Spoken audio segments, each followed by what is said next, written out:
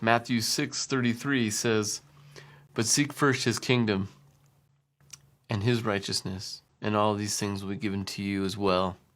So I've been processing this scripture, and I wanted to share with you my process and what has been unfolding as I have been allowing this to be my conversation.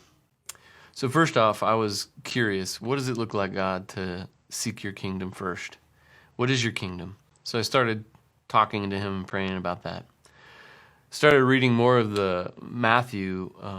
Jesus is on the hill teaching the Israelites from about Matthew 5 up until about 7, I think.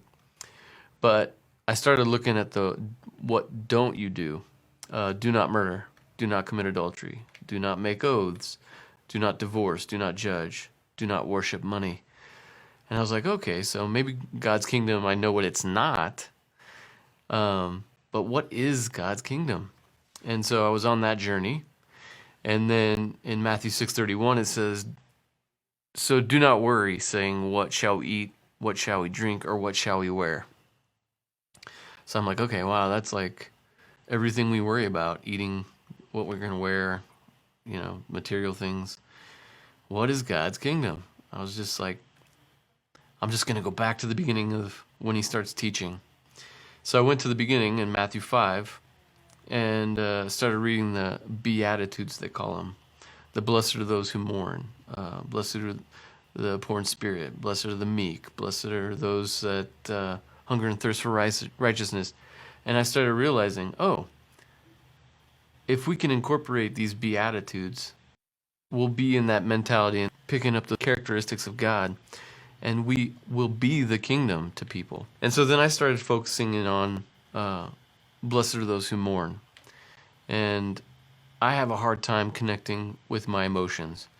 And so I looked up mourn, and the definition is, so it's sorrow, a feeling of deep distress caused by loss, disappointment, or other misfortunes suffered by oneself or others.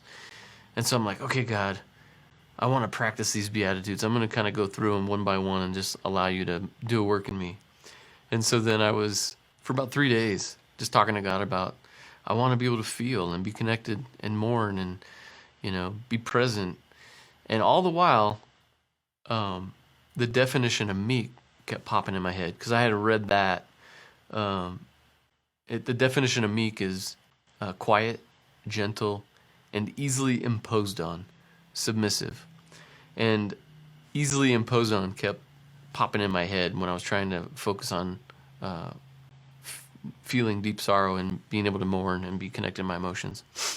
So then I was like, well, maybe God doesn't want to work on that. Maybe he wants to work on this easily imposed. He wants to make me more meek. So I started focusing in on that. And it's been about a week now that I've been focusing on this. And it just keeps getting more and more rich as far as the depth of what it means to me. And in simplest form, for me, it's serve, be open, get off of my agenda, allow for interruptions, don't miss God because I'm so focused on my agenda. And so, yeah, that's been my process with seek first the kingdom. And I believe it's taking on these characteristics that God calls us to. Blessed are the meek, for they will inherit the earth. And so that's where I'm at. That's what I'm working through. And hopefully you find some encouragement in that. All right, see you next time.